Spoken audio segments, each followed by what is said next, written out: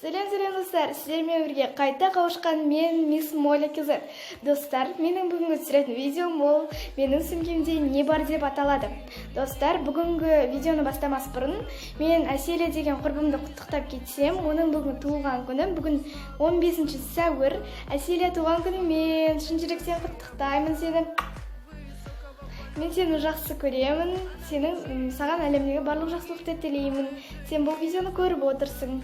Және де ал видеомызды бастайық ендеше. Мынау менің жасыл сөмкем. Айтпақшы, бұл менің жасыл сөмкем. Осы видео сіздерге ұнаса, екінші бөлімін күтсеңіздер, мен қара сөмкемді көрсетемін. Ол сөмке емес, рюкзак. Ендеше бастайық. Мінекей. Осындай бірінші асылуға арналған, былай асылуға болады. Осындай жасыл түсті сөмке. Және де мына ұстауға арналған, ұстап жүруге де болады. Кешкі тойларға қыдырғанда болады. Ашып көрсетейін. Міне осындай сөмке. Міне іші қазір ашып көрсетемін. Бірінші мұнда бұл жерде тарақ тұрады. Осындай тарақ, күлгін түсті. Келесі. Енді қазір көктем мезгілі, сол үшін осындай нежный весна деген крем. Және де көбіне енді бізде қыста осындай кремдер болады ішінде. Осындай.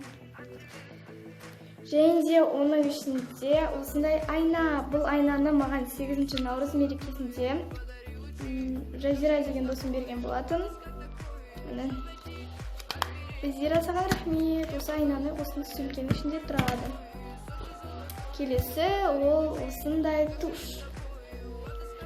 Бұл туш үнемі тұрады. Және бұл жерде қара түсті туш.